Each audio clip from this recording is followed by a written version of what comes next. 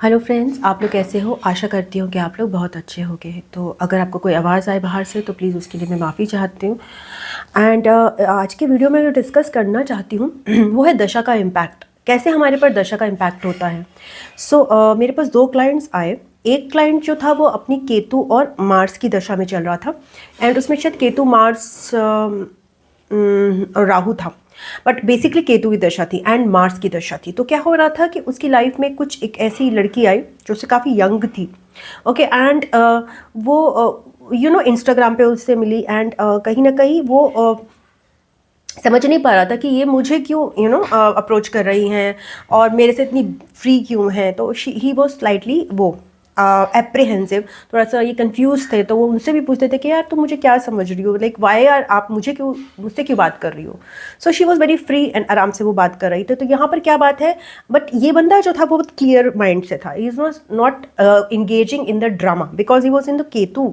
तो कहीं ना कहीं उसको ये समझ में आ रहा था कि कहीं ये तो ड्रामा नहीं है। केतु वाला पर्सन जो है वो बहुत ज़्यादा डिटैच होके चलेगा। केतु वाला पर्सन जो है, मतलब जो केतु दशा के अंदर चल रहा है, वो डिटैच होके चलेगा और वो ड्रामे को पहले से ही नो करेगा। वो थोड़ी नॉर्मल चीज़ों को भी कभी कभी ड्रामा समझ जाएगा।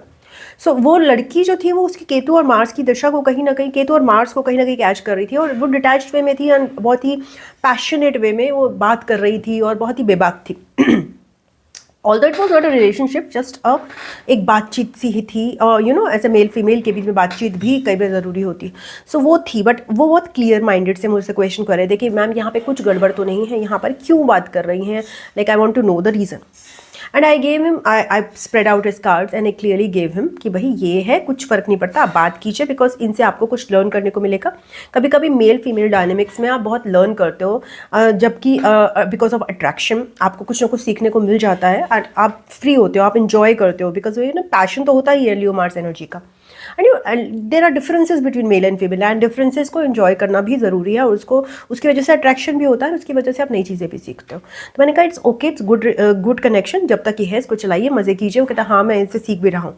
तो that was a Ketu Mars dasha. But another woman has approached me, वो अपनी राहु मार्स एंड राहु दशा में चल रही है और वो उसके पास एक लड़का अप्रोच कर रहा है in her office. She is married and उसके पास एक लड़का अप्रोच कर रहा है ma'am in the office and he is asking कि मुझे हैप्पी करो, तो मुझे खुश करो। एंड शी लाइक मैम मैं नहीं चाहती हूँ बट मुझे कह रहा है, मैं क्या करूँ, कोई रेमेडी बताओ। तो वो उसने जो इस तरह से मुझे बात की वो बहुत राहु वे में थी, बहुत ड्रामेटिक वे में थी। मतलब तुम नहीं चाहती हो, ठीक है, मैं समझ में आती है, बट योर वे ऑफ, जब आप मुझसे बात कर रही हो तो आपका ड्रामा सामने आ रहा है। तो उसकी बस लाइक मैम मैं नहीं चाहती हूँ कि मुझे कहे, बट वो कहता है कि मुझे खुश करो। तो आई वाज लाइक पहले तो ये मुझे समझ में आ गया कि she is under the influence of Rahu और ऑब्वियसली उसकी राहु मार्स राहु दशा चल रही थी।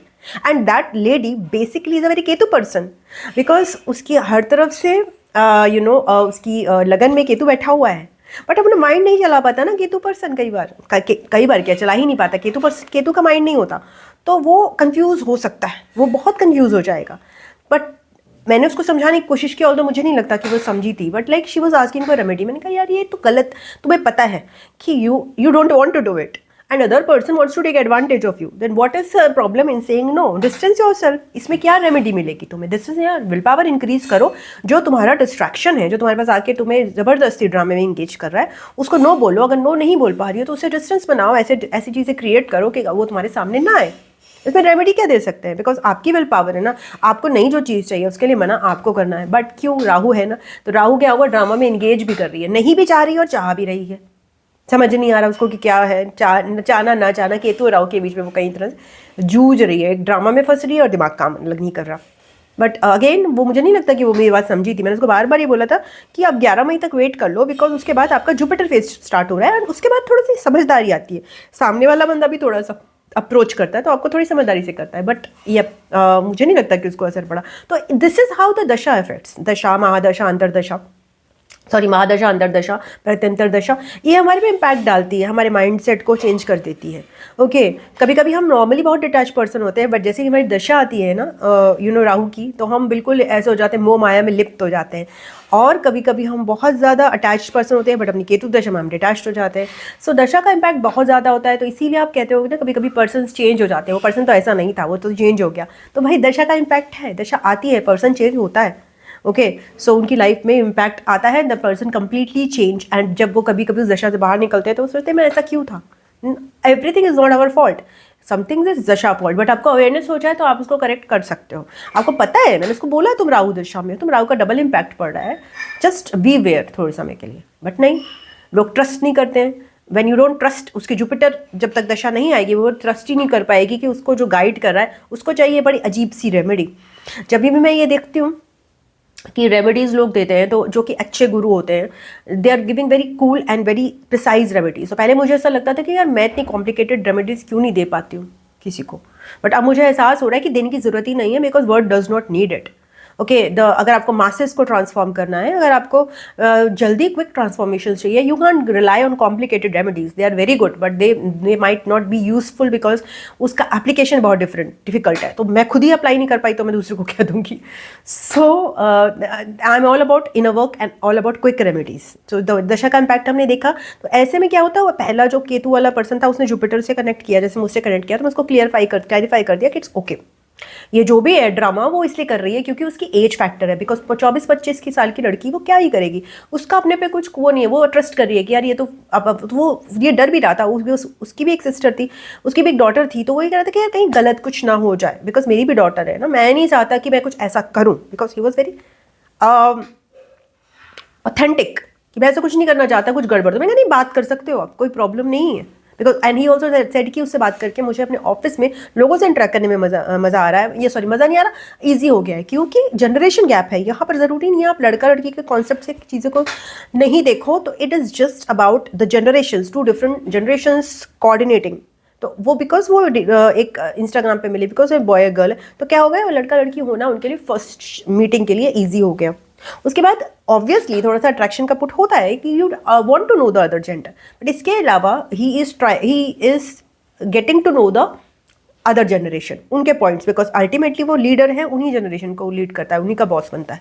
तो क्या हो गया, ये इंटरेक्शन उसको बहुत फायदेमंद हो गया। बट अगर उसने डिटैच वे में देखा, अगर उसने देखा कि ड्रामा नहीं है, मुझे इंगेज नहीं होना है, और उसने सलाह ली, और दूसरा पर्सन जो है वो सलाह ले भी रहा है फिर भी ड्रामा में लिप्त होकर सलाह देना चाहता है, उसको लगता है कि मैं कुछ जादू कर दूं उस पर, जैसे कि एक्चुअली उसमें लग रहा था उस पर जादू हुआ पड़ा है दूसरे पर्सन का।